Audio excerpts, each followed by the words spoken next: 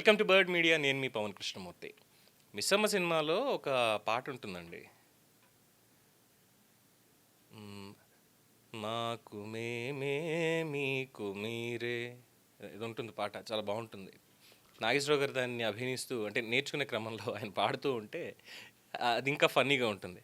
అలాగా ఇవాళ జగన్మోహన్ రెడ్డి గారు రిలీజ్ చేసినటువంటి జగన్ 2.0 అప్లికేషన్ ఏదైతే ఉందో ఇది కూడా సేమ్ టు సేమ్ అలాగే కాస్త ఫన్నీగానే ఉందనుకోవాలి. ఒకసారి జగన్మోహన్ రెడ్డి గారు దీని గురించి ఏదో చెప్తున్నారు, ఇక్కడ చూద్దాం. జగనన్న 2.0 వైఎస్ఆర్ కాంగ్రెస్ పార్టీ జగనన్న 2.0 అన్న మొబైల్ సూపర్ యాప్ను రిలీజ్ కూడా చేస్తూ ఉన్నాం. ఈరోజు ఏం జరుగుతూ ఉంది అని అంటే సోషల్ మీడియాలో మన వాళ్ళు పోస్ట్ చేసిన కంటెంట్ను ఇష్టం వచ్చినట్టుగా డిలీట్ చేసేయడము, డిలీట్ చేసేదానికి ఇష్టం వచ్చినట్టుగా కుట్రలు పన్నడము, ఇవన్నీ జరుగుతూ ఉన్న నేపథ్యంలో మనమే ఒక యాప్ తీసుకొని వచ్చి ఒక ప్లాట్ఫామ్ క్రియేట్ చేస్తూ ఉన్నాం. జగనన్న 2.0 సూపర్ యాప్ను. ఈ యాప్లో ఇందులో ప్రతి కార్యకర్త కూడా నిర్భయంగా తన అభిప్రాయాలను తాను చెప్పొచ్చు. చెప్పడమే కాకుండా పార్టీతో నిత్యం తాను అనుసంధానమై ఉండగలుగుతాడు. సో అదొక మంచి పరిణామం జరుగుతుంది. ఇష్టం వచ్చినట్టుగా వాళ్ళు చేసే కుట్రలు ఏదైతే ఉన్నాయో కుట్రలను కూడా తిప్పికొట్టినట్టు అవుతుంది.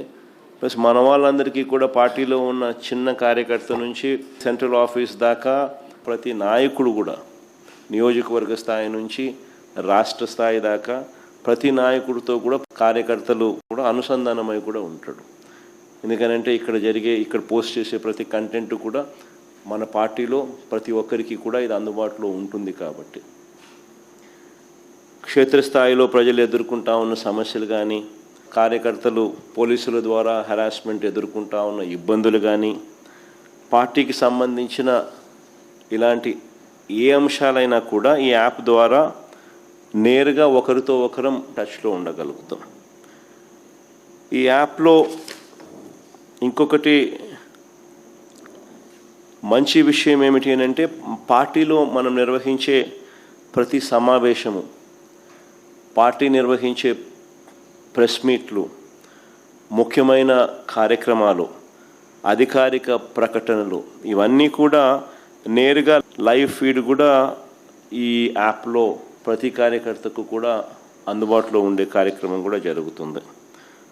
సో ఇవన్నీ ఉపయోగకరంగా ఉంటాయి.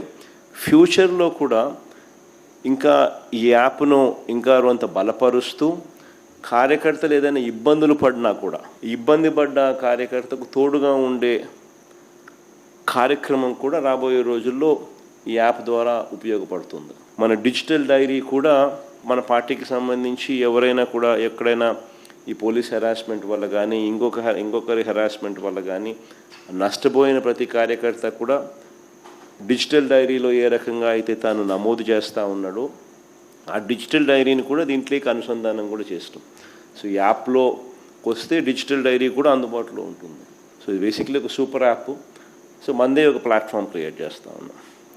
సో ఒకవైపున మనం ఈ మిగతా ప్లాట్ఫామ్స్లో సోషల్ మీడియా పోస్టింగ్స్లో సోషల్ మీడియా వాళ్ళ మీద చర్యలు ఏదైతే తీసుకుంటా ఉన్నారో అవన్నీ కూడా ఆ ప్లాట్ఫామ్స్కి రిప్రజెంట్ చేసి అవి అండూ చేసే కార్యక్రమాలు ఎలాగూ మనం చేస్తూ ఉంటాం.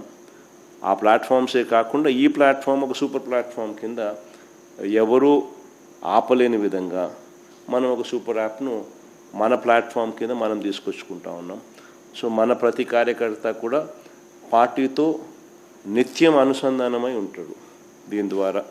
చూసారుగా, అదనమాట ఆయన చెప్పింది. ఏం చెప్పొచ్చారంటే ఇంతకీ అసలు దేనికి వచ్చింది అంటే ఈ సోషల్ మీడియాలో ముఖ్యంగా ఫేస్బుక్ కానీ ఇన్స్టాగ్రామ్ కానీ లేదంటే యూట్యూబ్ మిగతా అనేక వేదికల్లో వీళ్ళ కంటెంట్ ఏదైతే ఉందో దాన్ని డిలీట్ చేస్తున్నారు.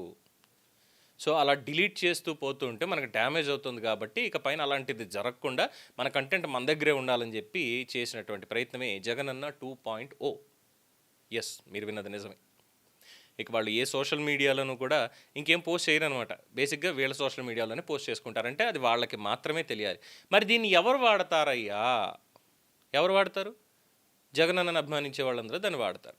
జగనన్న 2.0 అంటే వైసీపీ కార్యకర్తలు వాళ్ళే వాడతారు దాన్ని, అంతకుమించి ఏం లేదు. తెలుగుదేశం పార్టీ వాళ్ళకి ఏం అవసరం, వెళ్ళరు. మళ్ళీ ఈ యాప్లో ఏదో పెడతారు చాలా, ఏంటి మీరు వైసీపీనా, ఏ కాన్స్టిట్యున్సీ, మళ్ళీ ఇవన్నీ ఉంటాయి. సేమ్ ఏంటంటే ఇంకో రకంగా చెప్పాలి అంటే తెలుగుదేశం పార్టీ వాళ్ళది మన టీడీపీని ఒక అప్లికేషన్ ఉంది, యాజ్ ఇట్ ఈజ్గా దానికి మక్కి కాపీగా ఉన్నటువంటిదే జగనన్న 2.0. కాకపోతే చిన్న తేడా ఏంటంటే టీడీపీ దానికి యాక్సెస్ ఉంటుంది, చాలామందికి ఫోన్ నెంబర్ తోటి లాగిన్ అవుతారు, వాళ్ళ కాన్స్టిట్యున్సీ ఏంటని ఇది చెప్పుకుంటారు, వాళ్ళ సభ్యత్వం కార్డు ఇవన్నీ ఉంటాయి, అదంతా పబ్లిక్లోనే ఉంటుంది. కొంత సెన్సిబుల్ సమాచారం తప్ప మిగతాదంతా పబ్లిక్లోనే ఉంటుంది. వాళ్ళు ఏం చేశారు పనులు, ఏ కార్యకర్త ఎక్కడికి వెళ్ళాడు, ఇవన్నీ కూడా దాంట్లో అప్లోడ్ చేయాలి. వాళ్ళు చేసినటువంటి పనులు, సోషల్ మీడియాలో ఎలా యాక్టివ్గా ఉన్నారు ఏంటనేది, పార్టీ పరంగా కార్యక్రమాలు ఏం చేస్తున్నారు అనేది దాంట్లో అప్లోడ్ చేస్తారు, అవన్నీ ఉంటాయి.